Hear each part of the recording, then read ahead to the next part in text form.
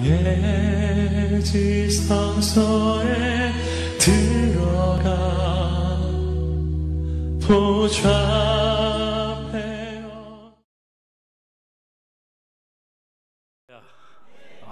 앵콜이 나오고 그러는데 갑자기 그런 생각이 드네요. 제가 설교 끝나고 난 다음에 앵콜 그런 날이 올까요? 찬양이 갖는 힘이 놀라운 것 같아요. 저절로 한 번 더 듣고 싶다는 거 아니에요?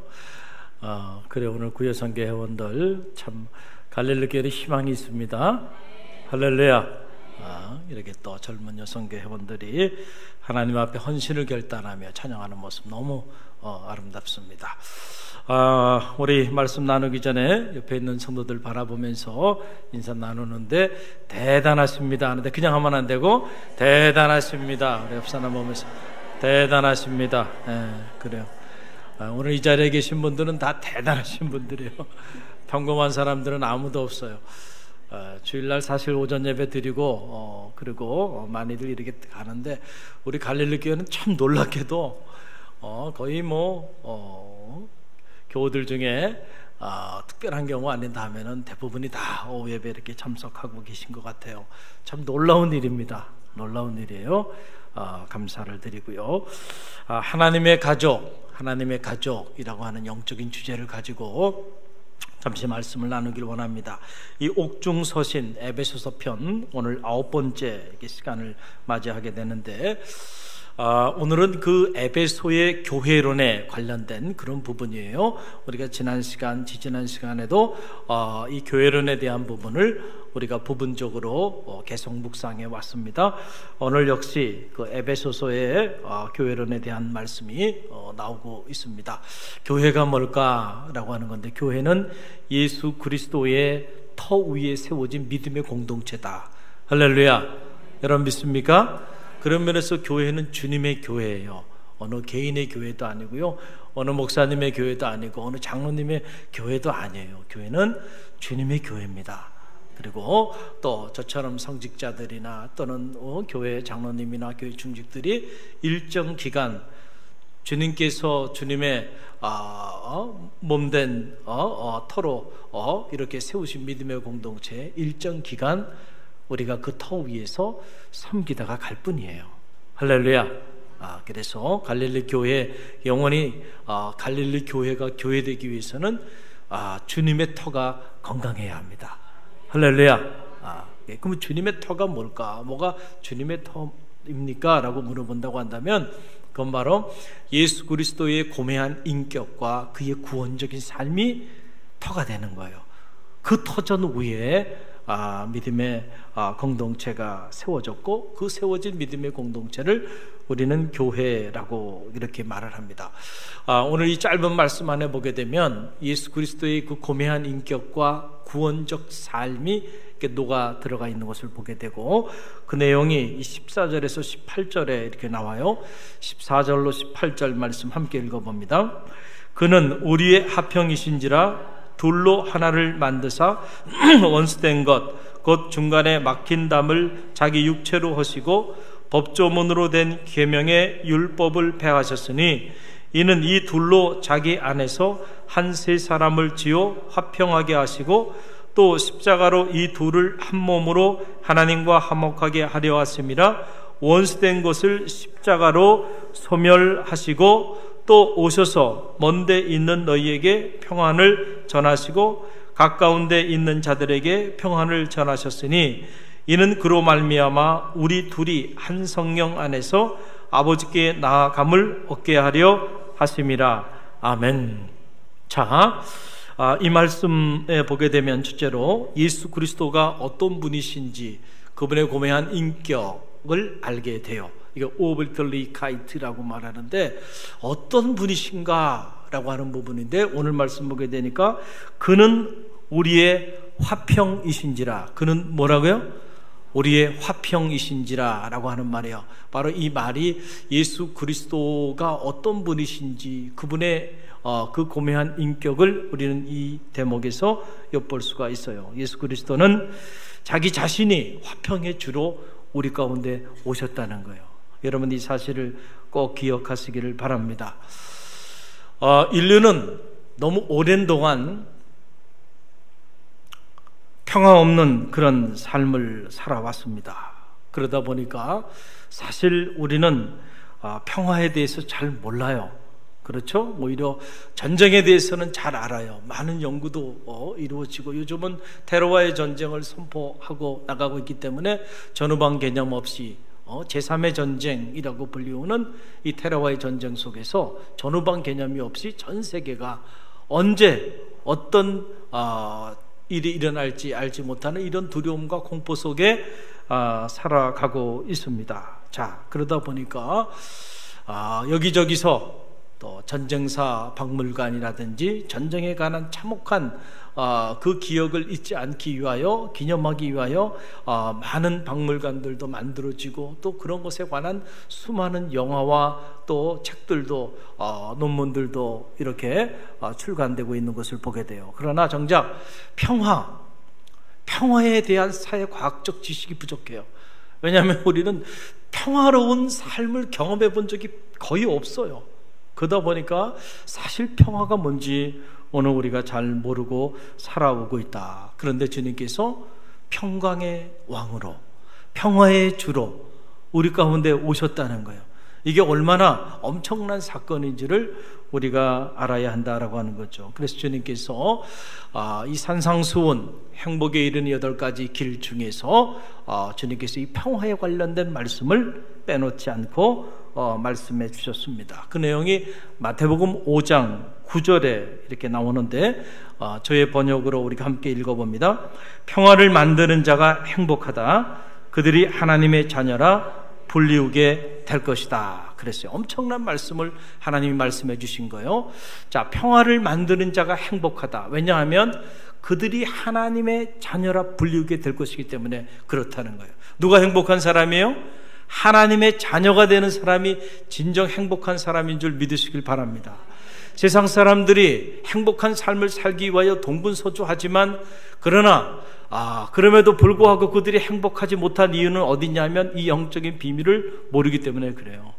하나님의 자녀가 되기 전까지는 아무리 여러분들이 많은 재화를 가지고 아무리 높은 권력을 구가하고 아무리 높은 명예를 여러분들이 누리며 산다 할지라도 그 삶의 자리 속엔 진정한 의미의 존재의 평화를 경험할 수 없을 겁니다.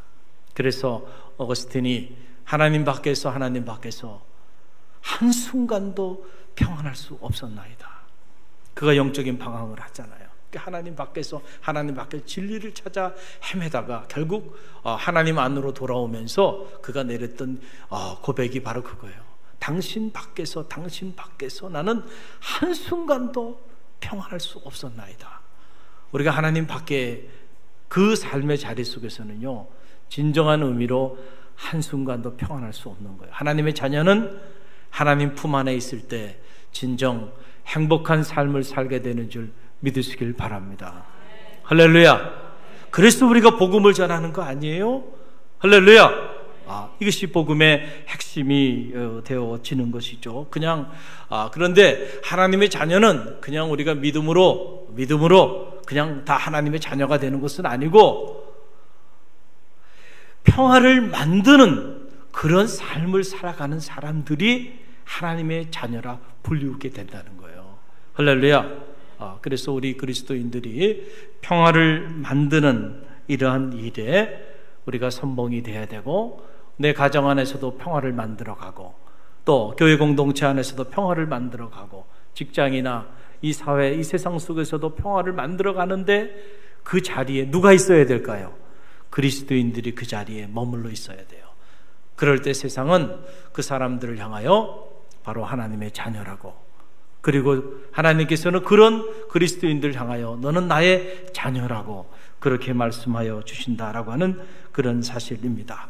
자, 그러면은 평화가 뭘까? 좀 더 자세히 우리가 좀 생각해 볼 필요가 있는데 평화에 대한 개념 정리가 필요하다라고 하는 거죠. 세상 사람들이 말하는 평화와 기독교 경전이 말하는 평화, 예수님이 말하는 평화가 같은 개념일까? 세상 사람들도 평화를 사랑하죠. 평화를 말을 해요. 그러나 그들이 말하는 평화하고 우리가 말하는 평화는 여러분 다르다는 거예요. 여러분 그 사실을 꼭 기억하시기를 바랍니다. 흔히 팍스 로마나라고 말하는 로마의 평화, 그렇죠? 로마 제국이 말하는 평화, 그 평화는 어떤 평화인가요? 강자에 의해서 약자를 억압하고 강자의 그 권력과 힘으로 약자에게 침묵을 강요하고, 그리고 강자의 부와 안정과 강자의 평안한 삶을 위하여 약자를 희생시켜 나가는 그러한 평화. 여러분, 그것이 진정한 평화일까요? 겉으로 보면 평화로운 삶의 모습처럼 보여요.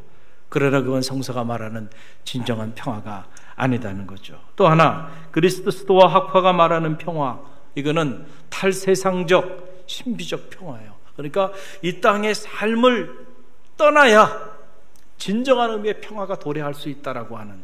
자, 기독교는 이런 평화를 말하지 않아요. 기독교가 말하는 평화는 이 땅 안에서 이 역사, 이 한복판 안에서 이루어지는 그런 평화임을 여러분 믿으시기를 바랍니다. 그래서 주님께서 말씀하시는 평화, 오늘 에베소서가 말하는 그는 평화의 주로 오셨다라고 말했을 때 이 평화라고 하는 그 평화는 어떤 평화일까? 바로 헬라어로는 에이레네라고 말하고요, 또 히브리어로는 샬롬이라고 말해요.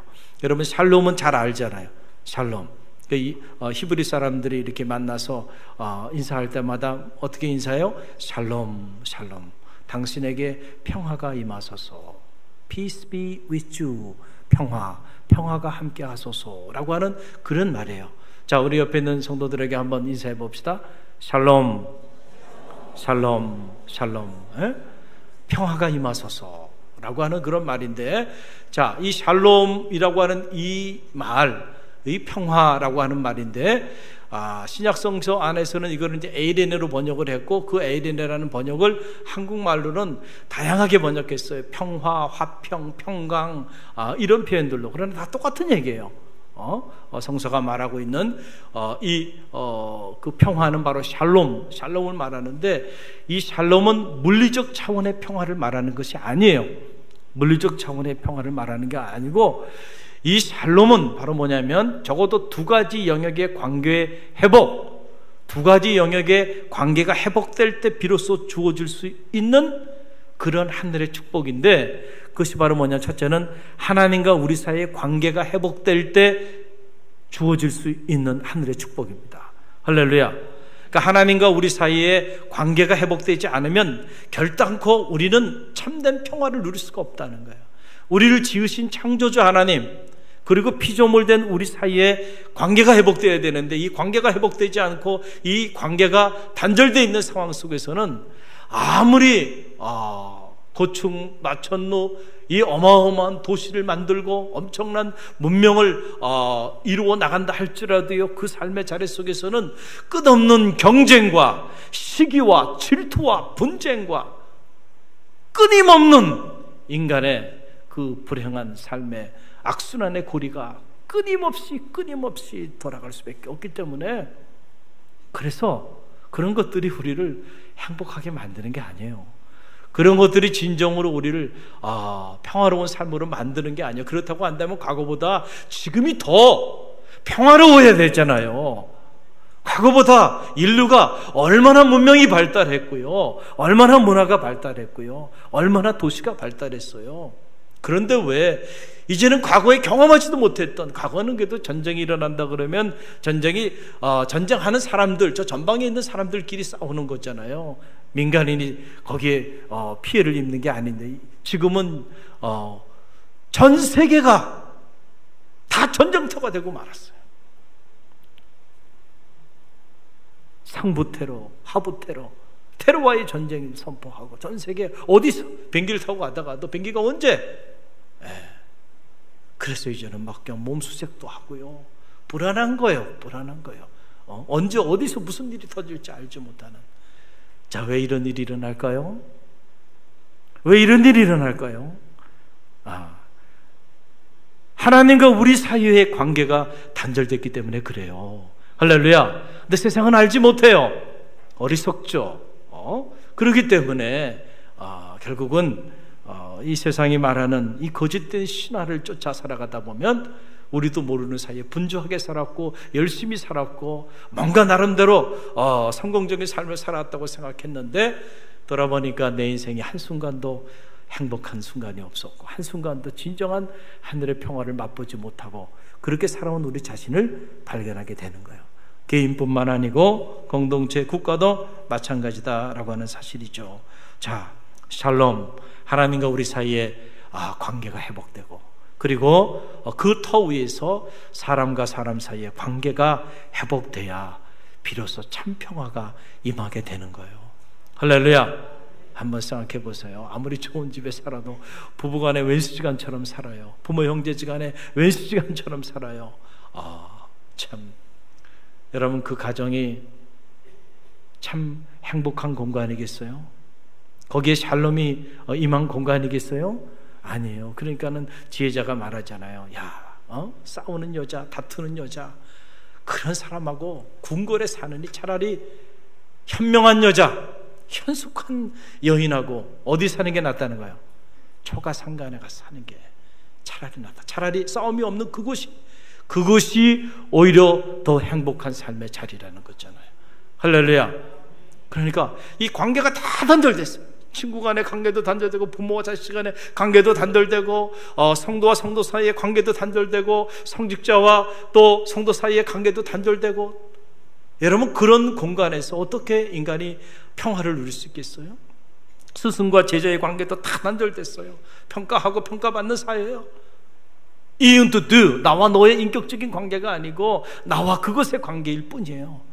자, 이런 관계로 다 전락돼 버리고 나면은요, 여러분 어떻게 그런 삶의 자리 속에서 인간이 짐승이 아닌데 인격적인 존재인데 인격적인 관계가 파괴됐는데 어떻게 그 공간에서 참 행복하고 참 나은 존재의 평화를 누릴 수 있을까요? 불가능하다는 거예요. 관계가 회복되어지는 축복이 있길 바랍니다. 여러분의 가정에도 관계가 회복되길 바랍니다. 학교에서도 스승과 제자 사이의 관계가 회복되길 바랍니다. 교회 안에서도 여러분 성도들 가운데 관계가 회복되기를 바랍니다. 할렐루야. 관계가 회복돼야 돼요. 자, 적어도 샬롬은 이 두 가지 하나님과 우리 사이에 그리고 사람과 사람 사이의 관계가 회복된 그러한 영적인 공간을 샬롬, 평화라고 이렇게 말을 하는 거예요. 자, 그러면은 이런 평화를 사실 엄밀히 말씀드리면 우리가 이런 평화를 만들 수 있나요? 우리가 우리의 힘으로 우리의 자력으로 이런 평화를 만들어 나갈 수 있나요? 사실은 불가능해요. 우리 영역이 아니에요. 사실은 우리 영역이 아니고 이 영역은 누구의 영역이에요? 하나님의 영역이고요. 하나님이 우리에게 주시는 선물입니다. 평화는. 우리가 우리의 자력으로 하나님과 우리 사이의 관계를 회복하고 사람들과 원수맺었던 관계를 다 회복할 수 있다고 한다면 얼마든지 우리의 영역에서 이 일을 해야 되겠죠. 그러나 정말로 정직하게 말한다고 한다면 우리의 영역 안에서는 우리의 자력으로 우리 힘으로는 도저히 하나님과 우리 사이의 관계를 회복할 재간이 없어요. 우리는 그런 능력이 없습니다. 그런 면에서 보면 우리가 이 평화를 만드는 거, making peace, 평화를 만드는 이 일과 그리고 평화를 섬기는 거, serving peace라고 말을 해요. 자, 이 둘 사이에는 차이가 있어요. 평화를 만드는 것은 사실은 하나님의 영역이에요. 진정한 의미에서. 할렐루야. 단지 우리는 그 하나님이 만들어 가시는 그 평화를 잘 섬길 뿐입니다. 할렐루야. 이거는 뭐와 같으냐 하면은 여러분 우리의 육체를 치유하는 거, 정말로 힐링 파워는 인간에게로부터 오는 게 아니에요. 그건 어떤 특별한 의사를 통해서 주어지는 게 아니에요. 그거는 생명의 주관자가 되신 하나님께로부터 오는 거예요. 할렐루야. 우리의 세포가, 죽었던 세포가 살아나는 건 사람이 할 수 있는 영역이 아닙니다. 그거는 생명의 주인이 되신 누구만 할 수 있어요? 하나님만이 할 수 있어요. 그런데 왜 의사가 있고 왜 병원이 있나요, 목사님? 그 사람들, 그 공동체가 하는 일은 뭐냐면 생명의 주관자가 되시는 하나님께서 그 생명 활동을 잘 할 수 있도록 그저 트리트먼트를 할 뿐입니다. 돕는 역할을 하는 거예요. 할렐루야. 그 생명의 물줄기가 막혀 있으면 막힌 물줄기를 이렇게 어떤 경우에는 수술을 해서 뚫기도 하고 어떤 경우에는 또 막기도 하고 그저 이렇게 관리만 할 뿐이에요. 그리고 나면 거기에서 죽었던 세포들이 나와서 살이 돋고 다시 건강이 회복되게 하는 것은 그거는 하나님이 하시는 거죠. 평화도 저는 똑같다고 생각해요. 평화, 하나님만의 평화의 그 자체가 되어주시고 하나님의 존재의 속성인 이 샬롬이 우리 가운데 흘러올 때 우리가 비로소 평화를 경험하게 되고 그리고 그 평화를 섬기는 삶을 살게 되는 거예요. 그래서 여러분, 이 세계적인 여성신학자인 로스메리 루터라고 하는 사람이 대단히 유명한 말을 했습니다. 이 평화에 관한 얘기예요. 우리 중 누구도 평화를 만들 수는 없다. 그러나 우리는 하나님의 평화를 섬길 수는 있다. 평화는 하나님의 선물이다. 할렐루야. 네.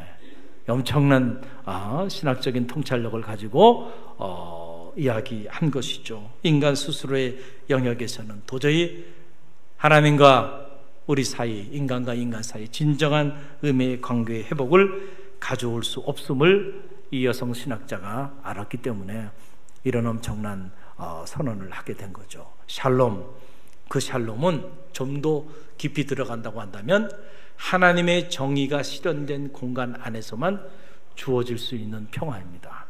할렐루야. 할렐루야. 그래서 우리가 하나님의 나라를 말할 때 두 가지로 말하는 거예요. 하나는 하나님의 정의가 실현된 공간, 또 하나는 하나님의 사랑이 실현된 공간. 그 공간을 우리는 하나님의 나라다라고 이렇게 신학적으로 얘기를 하는 거죠. 하나님의 나라, 하나님의 나라를 위하여 교회가 쓰임받고 있고 여러분이 한 사람의 기독자로 하나님의 나라를 실현하기 위하여 이제 몸부림치고 있고 우리 교회가 하나님의 나라를 실현하기 위하여 믿음의 공동체가 이렇게 성장하며 자라나가고 있는데 그 하나님의 나라가 뭡니까? 그 하나님의 나라가 뭔지 모른다고 한다면 우리는 다 표류하고 있는 거예요. 하나님의 나라는 적어도 하나님의 절대적인 정의, 하나님의 절대적인 사랑이 실현된 공간이에요. 할렐루야. 그것이 하나님의 나라고 그 하나님의 나라에는 바로 무엇이 임하는 나라예요? 샬롬, 평화가 거기에 임한다는 거예요. 자, 이해가 되시죠? 조금 어려운 얘기일 수도 있는데 자, 그러니까 정의 입장에서 본다고 한다면 여러분 보세요. 이사야 32장 16절에서 20절 말씀인데 우리 함께 읽어봅니다. 그때의 정의가 광야에 거하며 공의가 아름다운 밭에 거하리니 공의의 열매는 화평이요 공의의 결과는 영원한 평안과 안전이라.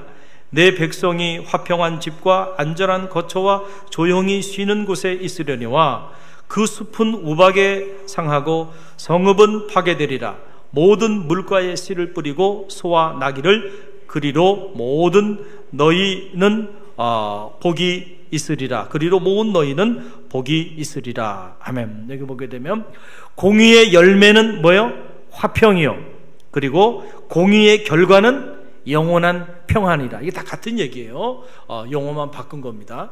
그러니까 우리가 말하는 이 샬롬 평화라고 하는 것은 공의의 열매, 이 공의라고 하는 하나님의 의로우심으로부터 흘러나오는 거죠. 이걸 우리가 정의라고 그래요. 정의가 하수처럼 흐르는 세상. 자, 하나님의 의로우심으로부터 흘러나오는 그 의가 우리의 역사 속에서 현실적인 모습으로 드러난 것이 바로 정의인데 이 정의는 두 종류가 있는 거죠. 하나는 상대적인 정의가 있을 수 있고 하나는 절대적인 정의가 있을 수 있어요. 상대적인 정의는 뭐냐면 나에게 정의로운 것이 상대방에게는 불일 수도 있잖아요. 우리 대한민국에게 정의로운 것이 북한에게는 뭐예요? 불일 수도 있고요. 미국에게 정의로운 것이 또 다른 나라에게는 불일 수도 있잖아요. 이건 상대적인 것들이에요. 그러나 절대적인 정의는 뭐예요? 모든 사람들에게 보편적으로 정의로울 수 있는 정의, 그걸 하나님의 정의라고 말해요. 그 하나님의 정의가 임할 때 비로소 샬롬, 평화가 임하게 된다는 거예요. 사랑도 마찬가지죠. 자, 사랑하지 않는 사람이 어디 있어요? 목사님, 우리 다 사랑해요. 사랑하니까 만났고요. 사랑하니까 결혼했고요. 사랑하니까 자식도 낳고요. 사랑하니까 우리가 함께 더불어 살아가요. 나라도 사랑하니까 우리가 이렇게 한 나라에서 이렇게 살아가고 있어요. 사랑하죠.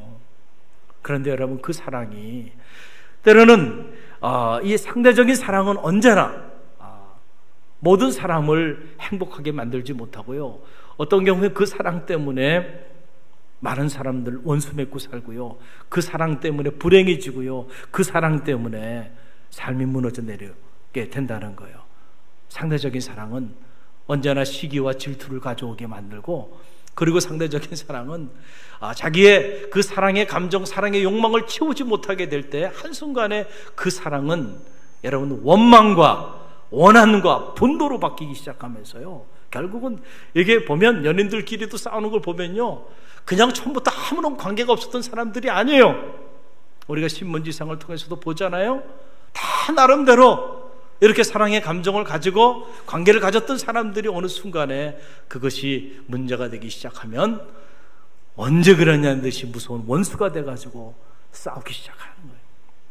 우리에게 필요한 건 하나님의 절대적인 사랑이죠. 이걸 아가페 사랑이라고 말합니다. 여러분, 그래서 사랑은 율법의 완성이다. 브레로마, 내가 율법을 폐하러 온 것이 아니고 율법을 완성하러 왔다. 여러분, 주님께서 우리 가운데 그 사랑을 보여주셨고, 그 사랑이 채워지는 공간 안에서 우리는 진정한 의미로 행복할 수 있고, 그 자리에서 진정한 존재의 평화를 느낄 수가 있다는 거예요. 그러니까 이거는 누가 할 수 있는 거예요? 하나님의 영역에서 할 수 있는 거고, 그리고 우리는 그 가치 있는 그 평화, 그 정의로운 평화, 그 사랑에 가득 흘러 넘치는 그 놀라운 삶의 그 평화를 소중히 간직하고 그것을 잘 섬길 뿐이에요. 교회는 뭐 하는 곳이냐?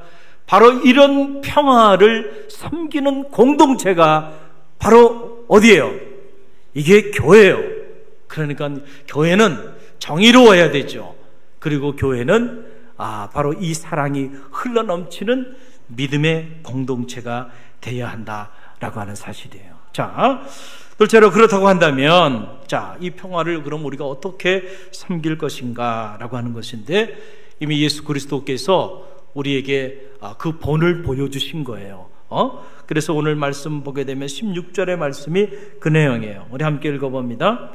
또 십자가로 이 둘을 한 몸으로 하나님과 화목하게 하려 왔습니다. 원수된 것을 십자가로 소멸하시고. 아멘. 자, 주님께서 이런 놀라운 평화를 우리 가운데 허락해 주시기 위하여 주님께서 행하신 구원적인 삶은 어떤 삶이냐면 바로 십자가의 삶이죠. 주님께서 친히 십자가에 달리셔서 물과 피를 다 흘리기까지 당신의 모든 것을 아낌없이 내어주심으로 인하여 뭐예요? 평화를 만드셨다는 거예요. 할렐루야. 그래서 이 원수된 담을 허무셨다. 원수된 담을 다 소멸시키셨다. 십자가 위에서. 그래서 적어도 평화가 우리 가운데 임하기 위해서는 두 가지 담이 무너져야 되는데, 그 하나의 담은 하나님과 우리 사이의 담이겠죠. 그런데 그 담이, 왜 그 담이 이렇게 높아졌냐면 뭐 때문에 그래요? 하마르티아, 죄 때문에 그래요. 죄. 우리의 죄 때문에 하나님과 우리 사이의 관계가 단절이 돼서 죄가 있는 곳에는 진정한 의미의 평화가 없어요. 그래서 죄를 많이 지면 질수록 점점 더 우리 내면에는 트렘블링, 존재에 대한 불안과 두려움과 공포와 근심과 걱정과 염려가 떠나지 않는 거예요. 그래서 죄를 많이 진 사람의 특징 중에 하나는 뭐냐면 내면이 흔들리는 터전이 되는 거예요. 그 사람의 존재 내면 안에 들어가 보면. 겉으로는 아무리 많은 돈을, 그래서 부자가 됐습니까? 그러나 어떻게 부자가 됐나요? 그 가정이 정의롭지 않았습니까? 그렇다고 한다면 그 안에, 그 사람 속에 들어가 봐요. 부러워하지 마세요. 그 사람 속에 들어가 봐요. 하루도 사는 게 사는 것 같지 않을 거예요. 그럴 수밖에 없다니까요. 죄를 많이 지면은 사람은 두려움 가운데 있게 되는 거예요. 그래서 하나님께서 아담과 하와를 부르시잖아요. 아담아, 하와야 어디 있느냐 부르니까는 아담과 하와가 창세기에 하나님이 부르시는데, 하나님 내가 여기 있습니다 그러고 달려가야 되잖아요. 달려가지 않죠. 그리고 그들이 어떻게 행동해요? 숨어버리잖아요. 숨어버려. 이제는 하나님이 두려움에, 하나님 무서운 존재가 됐어요. 뭐 때문에 그렇게 됐어요? 죄 때문에 그래요. 죄 때문에. 죄를 지면요, 우리 내면에 두려움이 찾아오는 거예요. 두려움이 타는. 이 두려움, 죄의 문제가 해결되지 않고는 해결될 길이 없어요. 불안, 공포, 이런 것들이 다 죄의 결과들이에요. 하나님과 우리 사이의 관계가 단절된 이유는 죄 때문에 관계가 단절됐는데, 주님께서 십자가를 통하여 우리의 죄를 대신 대속하여 주셨다. 우리의 허물과 우리의 죄를 다 짊어지시고 대신 그 죄의 대가를 지불하셔서 막힌 담을 허셨다라고 하는 거예요. 또 하나의 담은 바로 사람과 사람 사이의 담이죠. 우리가 이미 말씀하였듯이, 자, 사람과 사람 사이에 우리 삶을 보면 너무 높은 담들이 많아요. 어떻게 보면 인생은 담을 쌓는 것 같아. 우리 삶을 가만히 보면 개인도 마찬가지고요, 또 공동체도 그렇고 국가도 마찬가지고 점점 더 담을 쌓고 이렇게 살아가는 것 같습니다. 자, 이런 모습들이 어떤 모습으로 나타나냐면 차별의 모습으로 나타나는 거예요. 뭐요? 차별, discrimination이에요. 차별이에요. 각종 차별. 경제적인 차별이 있어요, 없어요? 있죠. 또 성차별 있죠. 인종차별 있죠.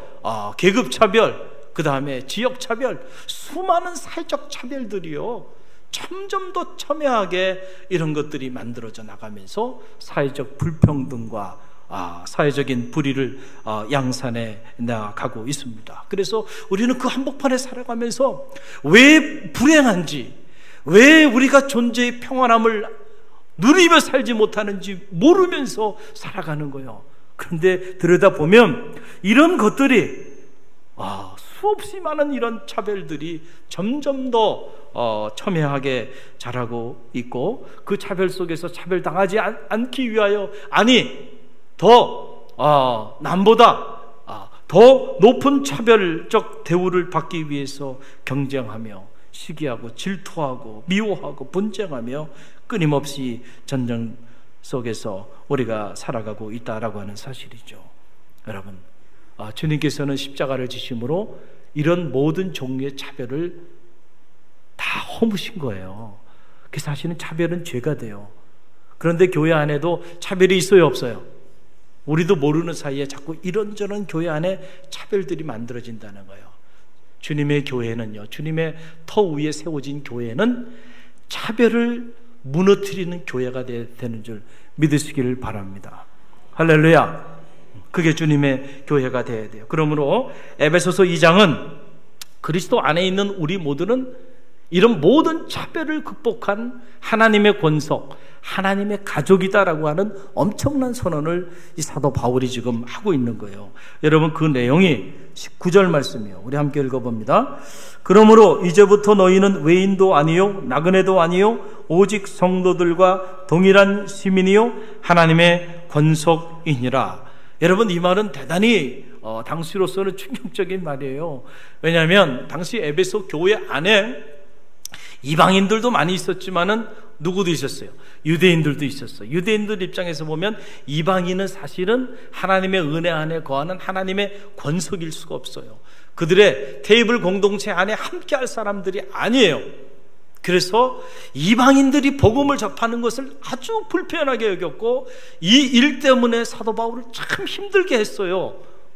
우리가 말씀을 읽어보면 그렇단 말이에요. 또 이 이방인들 삶의 자리 안에도 보면 신분적 차이가 많이 있었습니다. 지금은 종이라고 하는 개념이 사라졌지만은 당시에는 주인과 종이라고 하는 개념은 노예예요. 노예.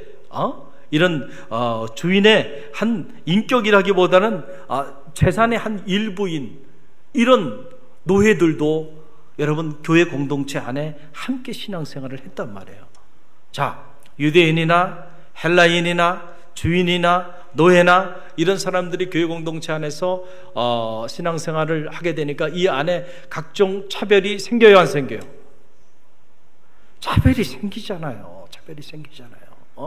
그래서 음식을 나누고 먹고 하는 것도 보게 되면 우리가 새벽마다 고린도 전후서를 묵상하고 있는데 거기도 보면 애찬식을 가지면서도 많이 가진 사람과 적게 가진 사람 가운데 차별을 두고 많이 가진 사람은 많이 먹고 적게 가진 사람은 배고파도 먹지 못하고 이런 차별들이 1세기 교회 안에 여전히 자리하고 있었고요. 에베소 교회 안에도 마찬가지예요. 유대인은 유대인이 최고라 그러고 이방인은 또 유대인 때문에 그 소외감 속에서 그렇게 살아가게 됐고 그리고 주인 앞에서 노예는 또 아무런 그런 존재의 가치를 갖지 못하는 그 차별 속에서 안타까운 가운데 있게 되었어요. 사회적, 인종적, 문화적, 경제적 차별이 여전히 자리하고 있었던 그때에 사도 바울이 너희는 예수 그리스도의 이러한 터 위에서 한 가족이다, 한 몸을 이룬 한 패밀리가 됐다라고 하는 이 선언을 하게 된 겁니다. 여러분,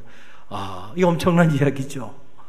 그래서 갈릴리 교회 가족이라고 말을 하잖아요. 이 가족이라는 말이 갖는 이 영적이고 신학적인 의미를 여러분들이 잘 아셔야 한다라고. 예수 그리스도의 그 터 위에서 우리가 한 가족이 됐다라고 하는 그런 얘기입니다. 그런 면에서 우리가 한 몸, 한 피, 주님의 몸을 떼고 주님의 같은 피를 나누는 그러한 형제요 자매가 됐다라고 하는 사실입니다. 그래서 교회는 뭐냐?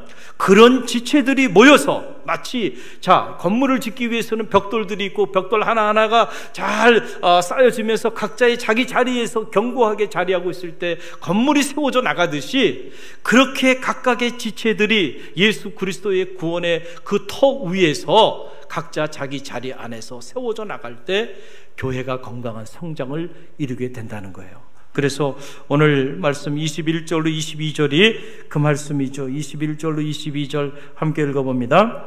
그의 안에서 건물마다 서로 연결하여 주 안에서 성전이 되어가고 너희도 성령 안에서 하나님이 거하실 처소가 되기 위하여 그리스도 예수 안에서 함께 지어져 가느니라. 아멘. 할렐루야. 여러분 한 분 한 분이 갈릴리 교회입니다. 여러분 믿습니까? 어떤 경우는 여러분은 마치 본인은 갈릴리 교회가 아닌 것처럼 갈릴리 교회에 대해서 말하는 이들도 있어요. 참으로 안타까운 이들이죠. 에베소서 2장의 의미를 모르기 때문에 그래요. 여러분 한 사람 한 사람이 뭐라고요? 갈릴리 교회예요. 여러분이 갈릴리 교회라니까요. 사람들은 갈릴리 교회를 어떻게 평가할까요? 여러분 한 사람 한 사람을 보고 갈릴리 교회를 평가합니다. 하나님은 갈릴리 교회를 어떻게 평가할까요? 담임 목사만 보고 갈릴리 교회를 평가할까요? 아니에요. 마치 그 소아시아 7 교회를 평가했듯이 갈릴리 교회를 뭘 보고 평가할까요? 여러분 한 사람 한 사람을 보고 갈릴리 교회를 하나님이 평가하실 거예요. 할렐루야. 왜냐하면 여러분 한 사람 한 사람이 갈릴리 교회의 각 지체고 갈릴리 교회를 구성하는 그러한 믿음의 벽돌들이기 때문에 그렇다라고 하는 그런 사실입니다. 오늘 특별히 우리 구여성교 회원들이 헌신을 결단하면서 하나님 앞에 예배하며 나가는데 저는 바라기는 우리 구여성교 회원들뿐만 아니고 오늘 함께 예배하는 청년들 또 우리 갈릴리 교회 온 성도들이 예수 그리스도의 고매한 인격과 그의 구원적 삶의 터 위에서 세워져 나가는 하나님의 지체들이 다 되시기를 주님의 이름으로 간절히 축원드립니다. 그럴 때 여러분 우리가 그리고 우리 교회가 주님의 교회가 되고 그리고 이 주님의 교회를 통하여 하나님의 나라가 임하게 될 줄로 믿습니다.